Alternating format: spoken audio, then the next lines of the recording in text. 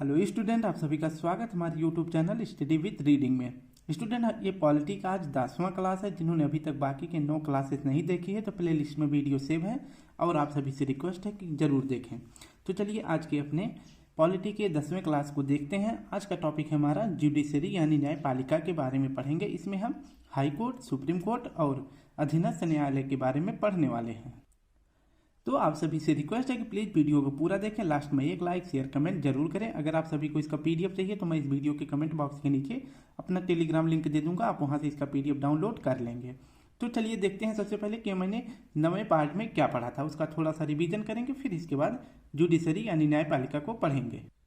9वें part में हमने पढ़ा था राज्यसभा, जो कि आप सभी से बताया है कि राज्यों में जो राज्यों का प्रतिनिधित्व किया जाता है वो राज्यसभा के माध्यम से किया जाता है। और राज्यसभा में अधिकतम संख्या कितनी हो सकती है, तो राज्यसभा में सीटों की संख्या अधिकतम हो सकती है 250। वर्तमान में राज्यसभा में 245 सीटें हैं। 233 सीटें राज्यों के प्रतिनिधि के द्वारा इसमें भाग किया जाता है और 12 सदस्य जो होते हैं इनका मनोनीत किया जाता है राष्ट्रपति के द्वारा। राज्यसभा का सदस्य बनने की शर्तें होती हैं कि 30 वर्ष की आयु पूरी होनी चाहिए और राज्यसभा के सदस्यों का कार्यकाल होता है 6 वर्ष, यानी कि 6 वर्ष राज्यसभा के सदस्य का कार्यकाल होता है। इसके बाद हमने देखा था कि राज्यसभा में सभापति होते हैं, जो भारत के उपराष्ट्रपति होते हैं वही राज्यसभा के सभापति होते हैं। यह आर्टिकल 89 में बताया गया है। राज्यसभा के बाद हमने पढ़ा था प्रेसिडेंट के बारे में यानी राष्ट्रपति के बारे में।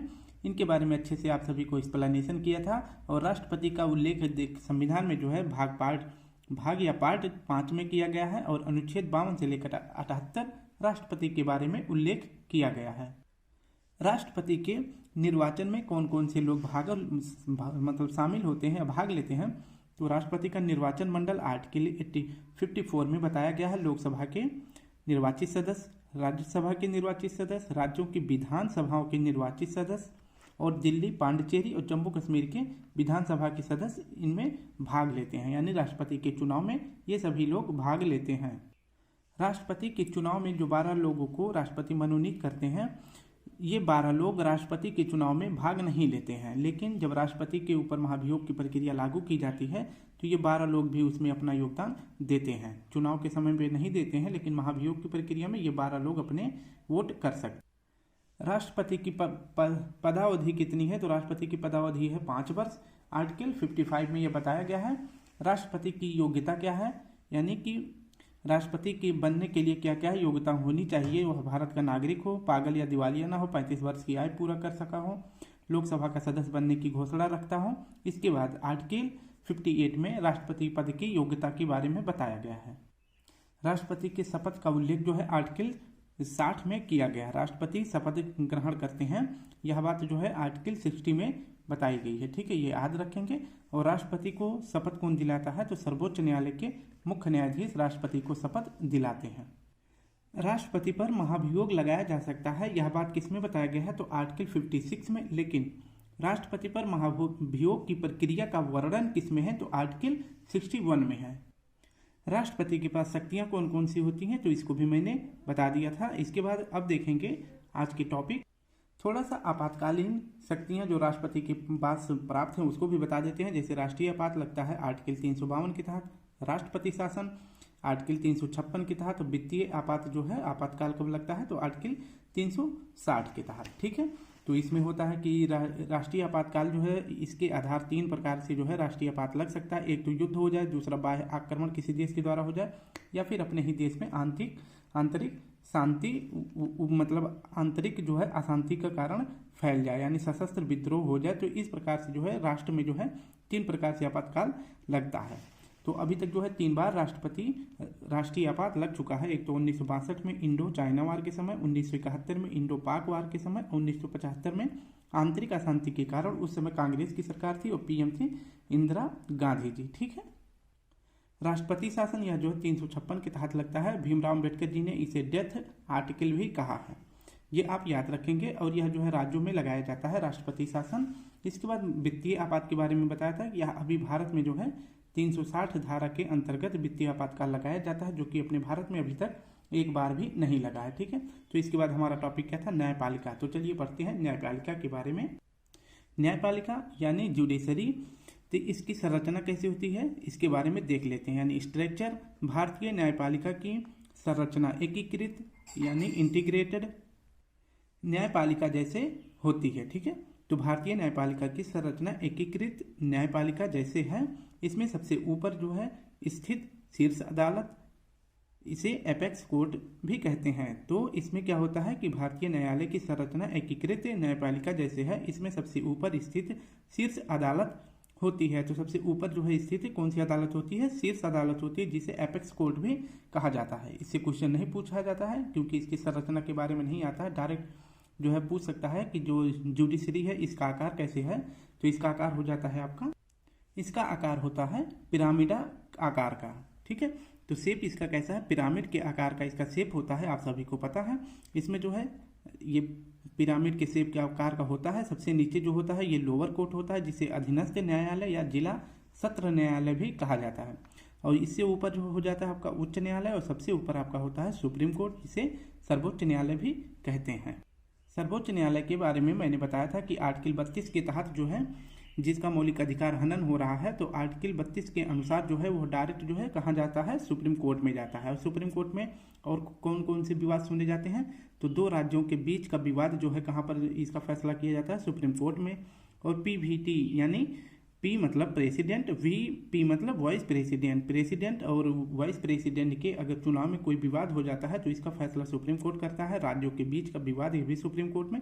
मौलिक अधिकार अगर किसी का हनन हो रहा है तो वह जो है आर्टिकल 32 के आधार पर जो है सुप्रीम कोर्ट में अपनी याचिका दायर कर सकता है। ठीक है, तो इसके बाद अब हम सबसे पहले पढ़ने वाले हैं सुप्रीम कोर्ट के बारे में। ठीक है, यानी सर्वोच्च न्यायालय के बारे में पढ़ेंगे, सुप्रीम कोर्ट के बारे में। इसका उल्लेख जो है संविधान के भाग 5 में किया गया है। आर्टिकल जो है 124 से लेकर 147 तक सुप्रीम कोर्ट की व्याख्या करता है।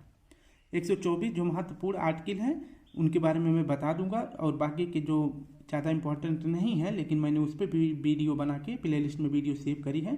जो पॉलिटी से संबंधित 3 वीडियो है जो कि आर्टिकल से संबंधित है। एक बार आप सभी उसको जरूर देखें, क्योंकि आर्टिकल 1 से लेकर आर्टिकल 370 तक मैंने सभी को अच्छे से एक्सप्लेनेशन के साथ उसमें वीडियो बना दी है। सिर्फ आर्टिकल के बारे में बताया है, उसमें थ्योरी क्लासेस नहीं है।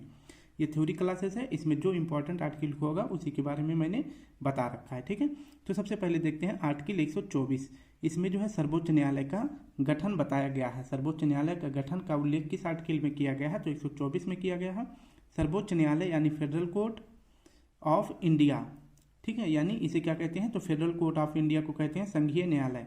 तो सर्वोच्च न्यायालय संघीय न्यायालय का उत्तराधिकारी है, ये बात आप भी याद रखेंगे। नेक्स्ट है आपका सुप्रीम कोर्ट ने 28 जनवरी 1950 को कार्य प्रारंभ किया। अपना कार्य कब शुरू किया था सुप्रीम कोर्ट ने, तो 28 जनवरी 1950 को।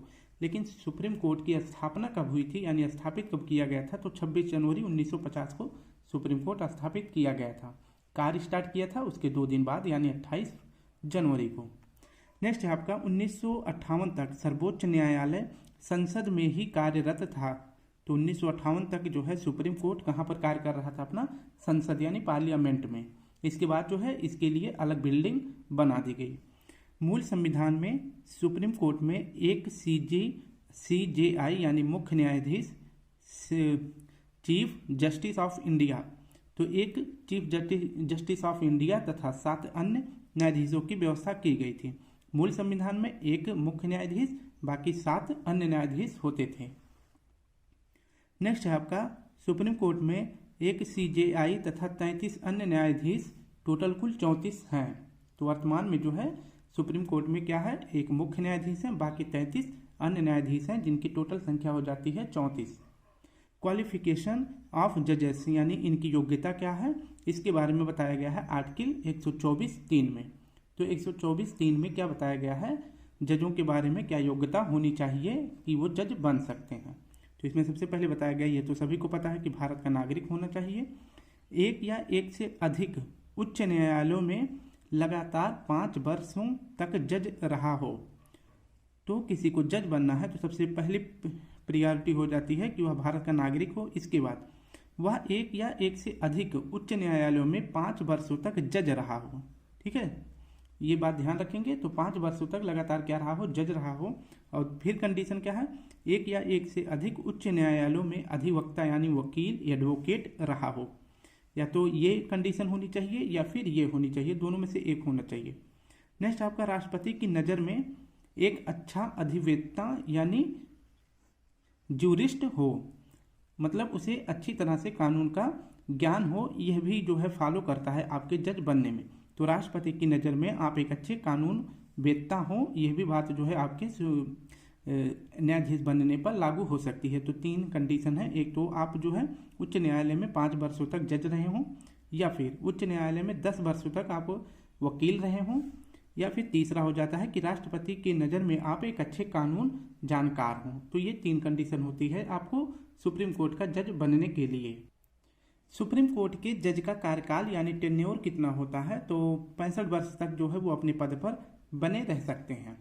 ठीक है। और अगर वो त्याग पत्र देना चाहेंगे तो सुप्रीम कोर्ट के जो न्यायाधीश होते हैं वो अपना त्याग पत्र किसे देते हैं, तो राष्ट्रपति को देते हैं। ये बात आप याद रखेंगे।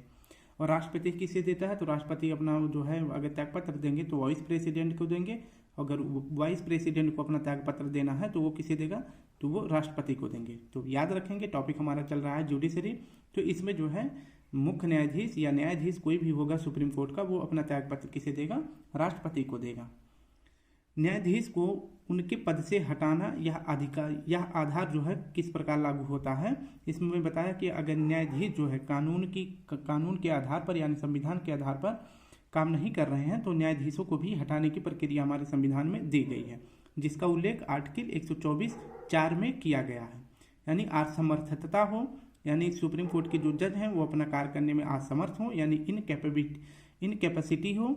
और दूसरा हो जाता है कारण कि वो जो है साबित कदाचार, यानी कि वो प्रूव्ड उनका हो जाए कि वो मिसबिहेवियर के साथ जो है अपने पद पर बने हुए हैं, यानी कि वो गलत तरीके से संविधान के फैसले दे रहे हैं, संविधान में जो लिखा गया है उसके आधार पर वो फैसले नहीं सुना रहे हैं, अपने मन से कोई भी फैसला सुना रहे हैं, तो उनको उनके पद से हटाया जा सकता है या उनके लिए भी महाभियोग की प्रक्रिया लाई जा सकती है। आर्टिकल 124(4) में ये बात बताई गई है।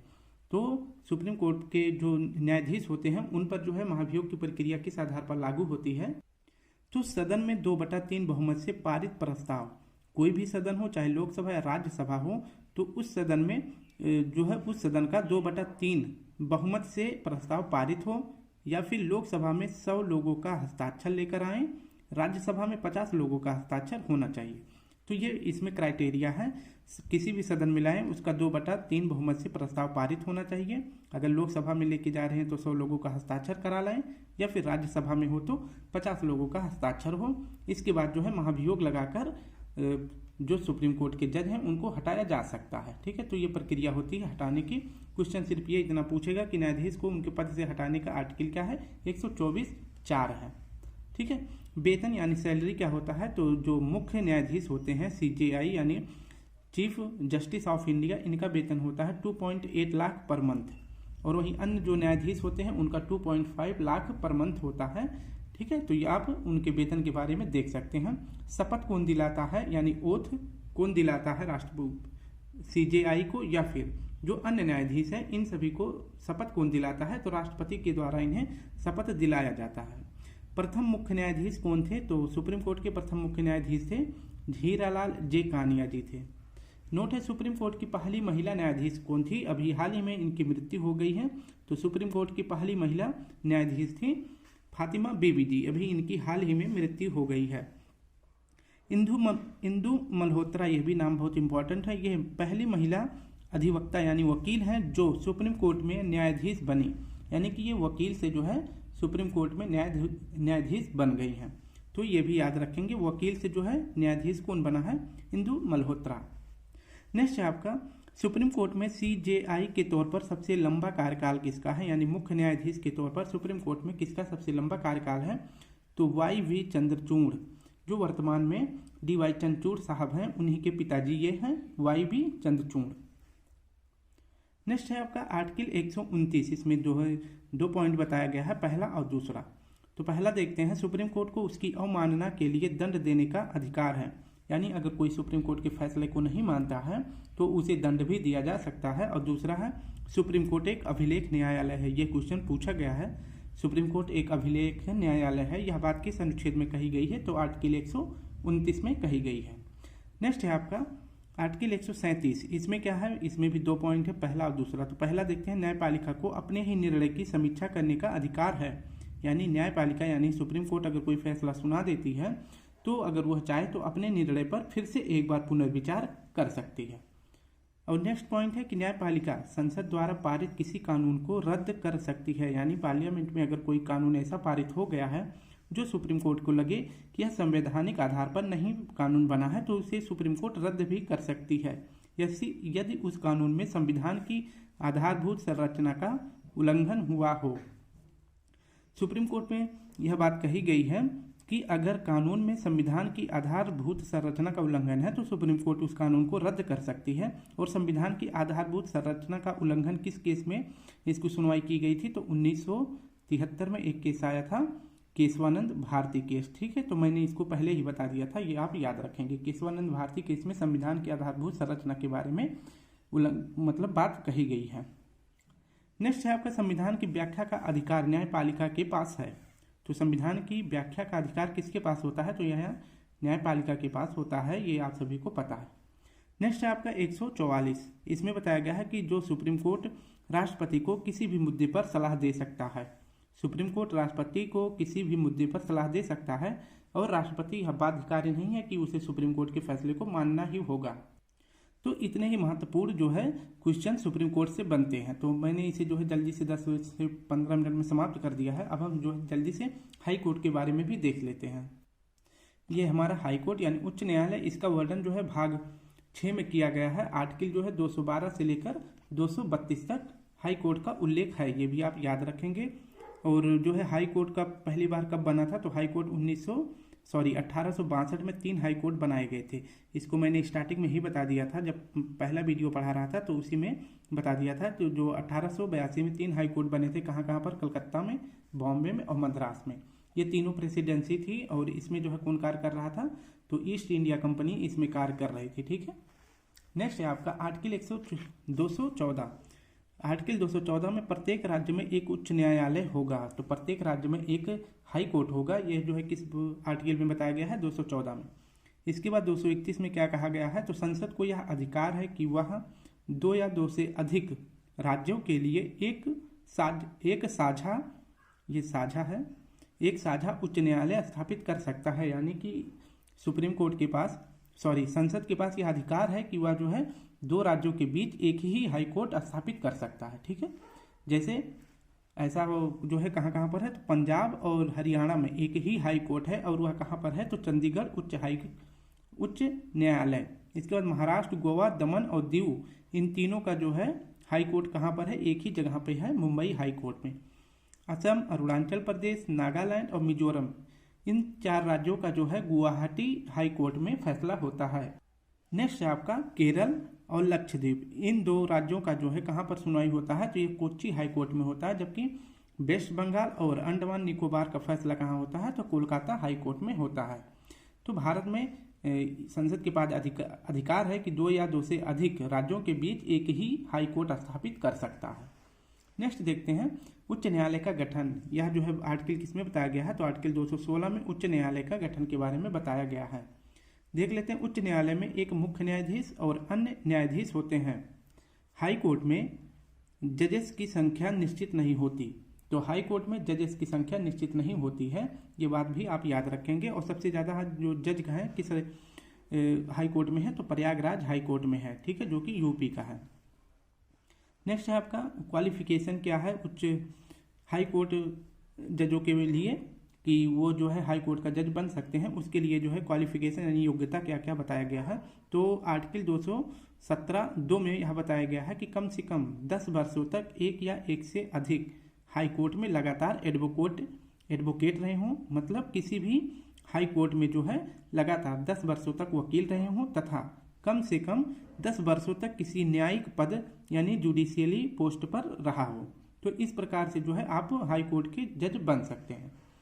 नेक्स्ट है आपका अपॉइंटमेंट यानी नियुक्ति। तो आर्टिकल 217 एक के तहत जो है हाई कोर्ट के न्यायाधीशों की नियुक्ति कौन करता है, तो राष्ट्रपति करते हैं। तो हाई कोर्ट के जो जज होते हैं उनकी नियुक्ति कौन करता है, तो नियुक्ति करते हैं राष्ट्रपति। लेकिन शपथ कौन दिलाता है, तो शपथ दिलाते हैं governor general. Sorry, governor general नहीं, गवर्नर। ओके, तो ओथ यानी शपथ कौन दिलाता है, तो हाई कोर्ट के न्यायाधीशों को शपथ उस राज्य का राज्यपाल दिलाता है। ठीक है, तो जिस राज्य के न्यायाधीश होंगे उसी राज्य के राज्यपाल जो है हाई कोर्ट के जज को शपथ दिलाते हैं। कार्यकाल कितना होता है, तो इनका कार्यकाल होता है इनके उम्र का, यानी 62 साल तक ये अपने पोस्ट पर बने रहते हैं। आर्टिकल 226 में मौलिक अधिकारों का संरक्षण, यानी इनके पास जो है रिट जारी करने की शक्ति जो है हाई कोर्ट के पास आर्टिकल 226 के तहत है। वहीं सुप्रीम कोर्ट के पास जो है आर्टिकल 32 के द्वारा जो है मौलिक अधिकारों के संरक्षण के लिए आर्टिकल 32 से जो है रिट जारी करते हैं, और हाई कोर्ट जो है आर्टिकल 226 के तहत जो है रिट जारी करता है मौलिक संरक्षण के लिए। अब हम देखेंगे कि अधीनस्थ न्यायालय यानी सबऑर्डिनेट कोर्ट्स, इसके बारे में जो है क्वेश्चन नहीं पूछा जाता। अगर आपकी किस्मत ही खराब रही तो ज़्यादा से ज़्यादा पूछ लेगा कि यह जो है इसका उल्लेख किस भाग में किया गया है, तो आर्टिकल और इसके बाद भाग, तो आर्टिकल जो है हो जाता है 233 से 237, 2 आर्टिकल इसके अंतर्गत आते हैं, और भाग जो है 6 में इसका उल्लेख किया गया है अधीनस्थ न्यायालय, जिसे सत्र न्यायालय या जिला न्यायालय भी कहा जाता है। ठीक है, और अब हम थोड़ा सा पढ़ेंगे डिफेंस, सिविल डिफेंस के बारे में। आप सभी को बता दें, जैसे हो जाता है सिविल डिफेंस, नागरिक सुरक्षा। आप सभी को पता है कि इसकी शुरुआत कब होती है, जब द्वितीय विश्व युद्ध स्टार्ट हो जाता है। उस समय पर जो है हवाई हमले ज़्यादातर होते हैं, और जो बेकसूर लोग होते हैं उनकी सुरक्षा के लिए यह सिविल डिफेंस जो है सुरक्षा शुरुआत की गई थी। इसके माध्यम से जो है जैसे कोई बेघर हो गया है, कोई खाने को नहीं पा रहा है, तो राहत दल जो है उनके लिए खाने पीने की व्यवस्था करते हैं, उन्हें रहने के लिए कैंप वगैरह में ले जाते हैं। तो इस प्रकार की सुरक्षा देने के लिए सिविल डिफेंस नागरिक सुरक्षा के गठन किया गया था। ठीक है, तो ये सबसे ज़्यादा जो है कब इसका निर्माण किया गया था, तो सेकेंड वर्ल्ड वार के टाइम पर सिविल डिफेंस की मतलब स्थापना की गई थी। ठीक है, इसमें क्या होता है कि जनता के द्वारा जनता के लिए किया गया अभियान, यानी उनके द्वारा जो है संरक्षण दिया जाता है। भारत में इसकी शुरुआत कब होती है, तो सिविल डिफेंस की शुरुआत भारत में कब की जाती है। आप सभी को पता है कि 1962 में जो है भारत का चीन के साथ युद्ध हो जाता है, तो उस समय पर नागरिकों की सुरक्षा के लिए इस नागरिक सुरक्षा अभियान की शुरुआत की जाती है। ठीक है, तो भारत में जो है सबसे पहले 14 नवंबर 1962 को जो है director general of civil defence का पद सृजित किया जाता है। तो भारत में इस पद का सृजन कब किया गया था, तो 14 नवंबर 1962 को किया गया था। इसके बाद 28 मई 1968 को नागरिक सुरक्षा कानून बनाया गया। तो ये भी आप याद रखेंगे कि नागरिक सुरक्षा कानून कब बनाया गया था, तो 28 मई 1968 को यह कानून बनाया गया था। इसके बाद 30 सितंबर 2009 को नागरिक सुरक्षा एक्ट में संशोधन किया गया तथा दुश्मनों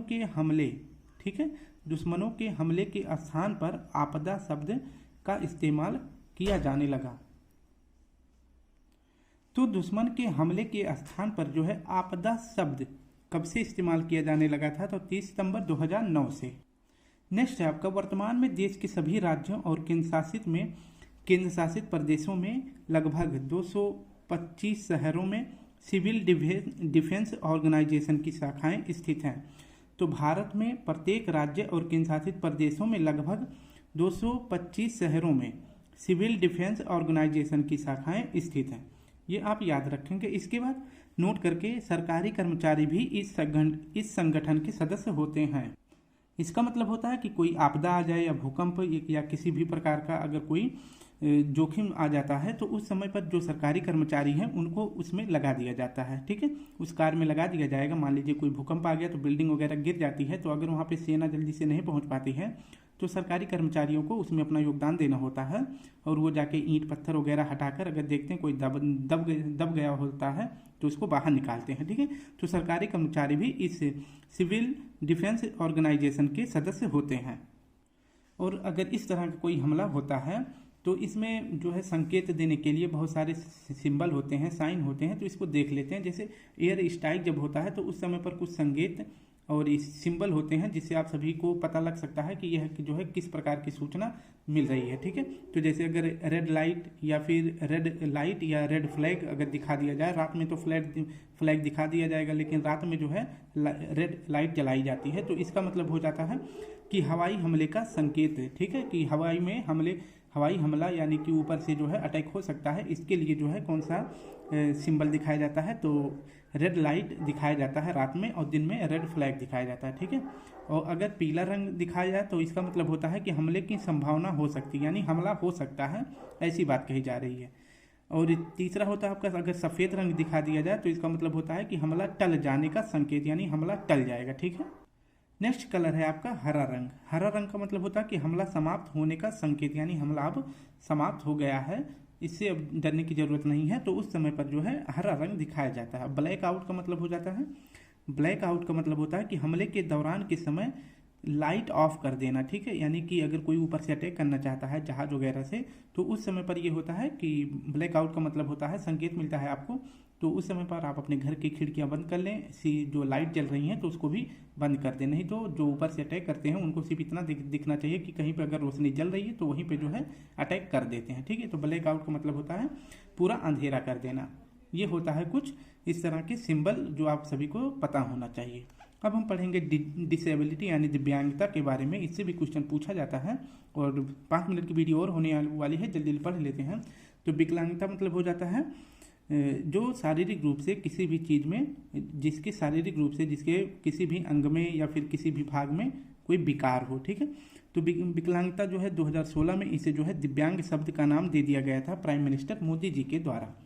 तो इसके बाद क्या होता है कि NCF यानी नेशनल करिकुलम फ्रेमवर्क 2005 में जो है, और यह जो है स्कूल के समय पर स्कूल में जो है इस प्रकार के बच्चों को क्या कहा जाता है, तो विकलांग यानी कि दिव्यांग बच्चों को स्कूल की भाषा में कहा जाता है विशेष जरूरतों वाले बच्चे, या जो है किसमें बताया गया है NCF 2005 में। नेक्स्ट है आपका 1995 में विकलांगता अधिनियम आया था। इसमें जो है बताया गया है कि विकलांग लोगों के लिए सार्वजनिक जगहों पर लिफ्ट, रैंप आदि की सुविधा उपलब्ध होनी चाहिए। नेक्स्ट है आपका कि 1995 विकलांगता अधिनियम में, इसी अधिनियम में 2016 में दिव्यांग शब्द कर दिया गया, यानी कि जहाँ जहाँ पर विकलांग है वहाँ पे जो है अब क्या कर दिया गया है, दिव्यांग शब्द कर दिया गया है। नेक्स्ट आपका 3 दिसंबर 2015 को सुगम्य भारत अभियान चलाया गया। तो सुगम्य भारत अभियान चलाया गया था प्राइम मिनिस्टर मोदी जी के द्वारा, कब, 3 दिसंबर 2015 को, और UN के द्वारा विश्व विकलांग दिवस मनाने की घोषणा की गई, कब, 3 दिसंबर को। तो UN जो है, UN द्वारा विश्व विकलांग दिवस कब मनाया जाता है, 3 दिसंबर को मनाया जाता है। नेक्स्ट है आपका जनगणना 2011 के आधार पर जो है दिव्यांग लोगों की आबादी कितनी है अपने भारत में, तो 2.21% है। ये आपका NCERT के डाटा के अनुसार है, NCERT, यह NCERT के डाटा के अनुसार है, लेकिन आप अपने यूपी बोर्ड का देखेंगे तो ये यानी SCERT के आधार पर अगर देखेंगे तो यह डाटा बताया गया है, SCERT के आधार पर देखेंगे तो यह डाटा बताया गया है 2%। ठीक है, ओनली 2%। नेक्स्ट है आपका वर्ल्ड बैंक की रिपोर्ट के अनुसार भारत में 40 मिलियन लोग दिव्यांग हैं। 40 मिलियन, 1 मिलियन में जो है 10 लाख लोग होते हैं। ठीक है, इकाई, दहाई, सैकड़ा, हजार, 10,000, लाख, 10 लाख। ठीक है, तो 1 मिलियन में जो है कितना होता है, 1 मिलियन में 10 लाख लोग होते हैं, तो 40 मिलियन का अनुमान आप लगा सकते हैं। पल्स पोलियो अभियान की शुरुआत कब की गई थी, तो 1995 में की गई थी। और कुछ महत्वपूर्ण ऐसे लोग हैं जो अपने इन विकलांगता के आधार पे अपने सक्सेस में जो है रुकावट नहीं आने दिया। तो उसी प्रकार से कुछ लोग हैं, जैसे आपका सुधा चंद्रन जी हैं, ये जो है पैर से विकलांग होने के बावजूद भी ये जो है अच्छी खासी नृत्यांगना रही हैं, और इनके ऊपर जो है फिल्म बनी है नाचे मयूरी। और रविंद्र जैन, ये जो है इनके आंखों में प्रॉब्लम होने के बावजूद ये मतलब गायक थे अच्छे खासे। और स्टीफन हॉकिंस के बारे में आप सभी ने तो सुना ही होगा, ये ब्लैक होल पे खोज कर रहे थे और यह जो है वैज्ञानिक थे। और थॉमस एल्वा एडिसन, यह भी एक वैज्ञानिक थे। दीपा मलिक और प्रांजल पाटिल, ये दोनों क्या थे, तो IAS थे। तो इनकी सफलता में ये अपने जो है कमजोरी को कभी आड़े नहीं आने दिए। ठीक है, NCERT में जो है दिव्यांगता के प्रकार यानी श्रेणी कितनी बताई गई हैं, तो 21 श्रेणियां बताई गई हैं विकलांगता के आधार पे। लेकिन अगर कारण पूछा जाए तो 4 प्रमुख कारण बताए गए हैं। वो कौन कौन से होते हैं, यानी एक तो आपका हो जाएगा श्रवण संबंधी यानी सुनने में प्रॉब्लम, दृष्टिबाधित दृष्टि संबंधी अक्षमता यानी देखने में प्रॉब्लम, अस्थि संबंधी यानी हाथ पैर या फिर किसी और अस्थि में कोई प्रॉब्लम हो, इसके बाद मानसिक अक्षमता यानी पागल वगैरह हो। तो इस प्रकार के जो है लोगों को क्या कहा जाता है, दिव्यांगता के प्रकार के बारे में बताया गया है। 4 कारण, इसके 4 प्रमुख कारण है, लेकिन अगर श्रेणी पूछे तो 21 श्रेणी बताई गई है। तो स्टूडेंट इस प्रकार से हमारा टॉपिक आज का कंप्लीट होता है। कल हम पढ़ने वाले हैं जो विभिन्न ऑर्गेनाइजेशन है, जैसे आपका हो जाता है UN हो जाएगा आपका, इसके बाद हम पढ़ेंगे दक्षेस के बारे में। तो इन जिससे प्रश्न बनते हैं उन सभी के बारे में हम पढ़ लेंगे, ठीक है। सार्क हो गया, तो ऐसे ऐसे जो महत्वपूर्ण संगठन है उसको भी कल के वीडियो में समाप्त कर लेंगे। तो इस प्रकार से हमारा पूरा पॉलिटी समाप्त हो जाएगा। कल फिर मिलते हैं। आज के लिए आप सभी को प्यारा सा जय हिंद। अगर वीडियो अच्छी लगे तो प्लीज़ लाइक शेयर कमेंट जरूर करें। जल्दी जल्दी बोलना पड़ता है, इसलिए जो है जुबान इधर उधर हो जाती है। जब इसका PDF मिलेगा एक बार खुद से रिवीजन कर लेंगे तो सारा सब कुछ डाउट क्लियर हो जाएगा, ठीक है। चलिए फिर मिलते हैं। जय हिंद, जय भारत।